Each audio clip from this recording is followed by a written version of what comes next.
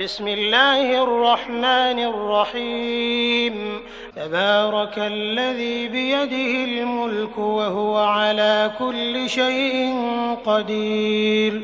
الذي خلق الموت والحياة ليبلوكم أيكم أحسن عملا وهو العزيز الغفور، الذي خلق 7 سماوات طباقا ما ترى في خلق الرحمن من تفاوت فارجع البصر هل ترى من فطور ثم ارجع البصر كرتين ينقلب إليك البصر خاسئا وهو حسير، ولقد زينا السماء الدنيا بمصابيح وجعلناها رجوما للشياطين وأعتدنا لهم عذاب السعير، وللذين كفروا بربهم عذاب جهنم وبئس المصير، إذا ألقوا فيها سمعوا لها شهيقا وهي تفور تكاد تميز من الغيظ، كلما ألقي فيها فوج سألهم خزنتها ألم يأتكم نذير، قالوا بلى قد جاءنا نذير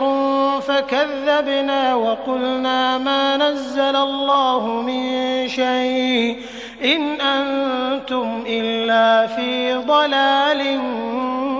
كبير، وقالوا لو كنا نسمع أو نعقل ما كنا في أصحاب السعير، فاعترفوا بذنبهم فسحقا لأصحاب السعير، إن الذين يخشون ربهم بالغيب لهم مغفرة وأجر كبير، وأسروا قولكم أو اجهروا به إنه عليم بذات الصدور، ألا يعلم من خلق وهو اللطيف الخبير، هو الذي جعل لكم الأرض ذلولا فامشوا في مناكبها وكلوا من رزقه وإليه النشور، أأمنتم من في السماء أن يخسف بكم الأرض فإذا هي تمور، أم أمنتم من في السماء أن يرسل عليكم حاصبا فستعلمون كيف نذير، ولقد كذب الذين من قبلهم فكيف كان نكير، أولم يروا إلى الطير فوقهم صافات ويقبضن ما يمسكهن إلا الرحمن إنه بكل شيء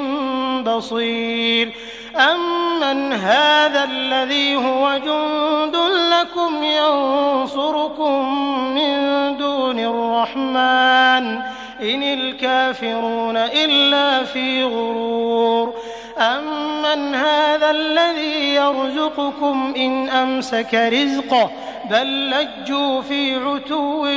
ونفور، أفمن يمشي مكبا على وجهه أهدى أمن يمشي سويا على صراط مستقيم، قل هو الذي أنشأكم وجعل لكم السمع والأبصار والأفئدة قليلا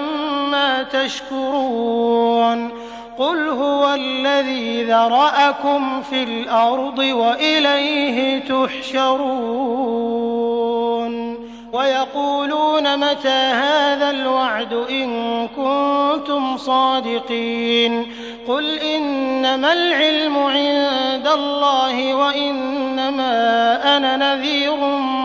مبين، فلما رأوه زلفة سيئت وجوه الذين كفروا وقيل هذا الذي كنتم به تدعون قل أرأيتم إن أهلكني الله ومن معي أو رحمنا فمن يجير الكافرين من عذاب أليم قل هو الرحمن آمنا به وعليه توكلنا فستعلمون من هو في ضلال مبين قل أرأيتم إن أصبح ماؤكم غورا فمن يأتيكم بماء معين